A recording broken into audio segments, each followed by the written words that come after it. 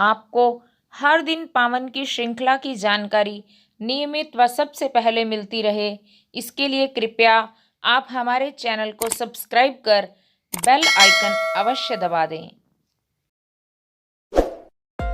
संकीर्तन से बांध निर्माण।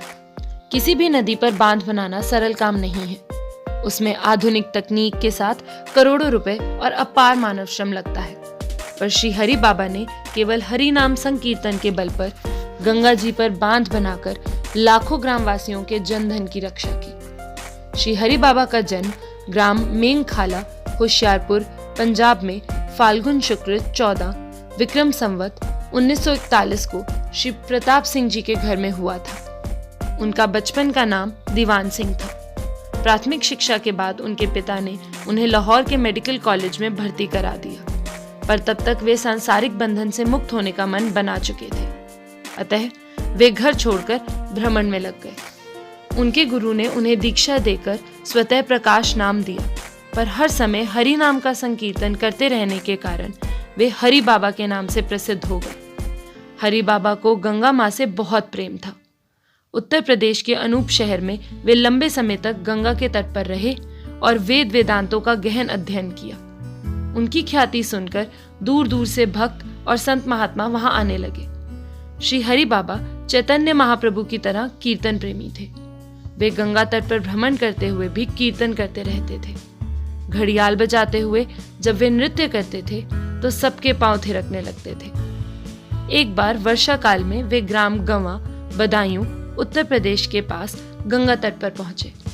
उस समय गंगा जी का जल समुद्र की तरह दूर दूर तक फैला हुआ था। किसानों की हजारों एकड़ फसल डूब गई थी। हजारों पशु भी बाढ़ में बह गए थे। श्री हरि बाबा से लोगों का यह दुख देखा नहीं गया। उन्होंने वहां बांध बनाकर उनकी विपत्ति दूर करने का निश्चय किया। बाबा ने इसके लिए शासन से प्रार्थना की, पर उसने भारी खर्च का बहाना बना दिया। इस पर बाबा ने हरि बोल का उद्घोष कर दिया और स्वयं टोकरी फावड़ा लेकर जुट गए। यह देखकर गांव के हजारों नर नारी भी आ गए। बाबा हरि बोल के कीर्तन से सबका उत्साह बढ़ाने लगे। दूर दूर तक इस बांध की चर्चा फैल गई। बड़े बड़े सरकारी अधिकारी भी वहां आकर श्रमदान करने लगे। अगली वर्षा से पहले 20 किलोमीटर लंबा मोलनपुर बांध बनकर तैयार हो गया। इस बांध की विशेषता थी कि इसमें लूले, लंगड़े, कुष्ठ रोगी, निर्धन, धनवान, स्वस्थ, बीमार सबने अपना योगदान दिया। धीरे धीरे बांध का नाम हरि बाबा बांध हो गया।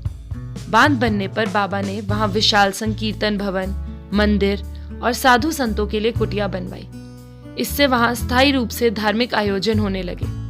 बांध बनने के बाद भी इस क्षेत्र के लोग नशा तथा मांसाहार करते थे। बहुत कहने पर भी जब लोग इससे विरत नहीं हुए तो बाबा अनशन पर बैठ गए। मजबूर होकर लोगों को इन कुरीतियों को छोड़ना पड़ा।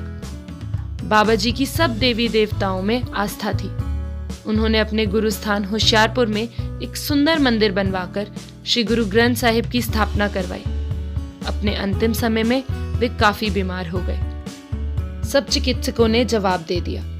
यह देखकर आनंदमयी मां उन्हें अपने साथ काशी ले गई। वहीं श्री हरि बाबा ने 4 जनवरी 1970 को भोर होने से पूर्व 1:40 पर अपने नश्वर शरीर को त्याग दिया। उस समय भी वहां भक्तजन कीर्तन कर रहे थे। भारत माता की जय।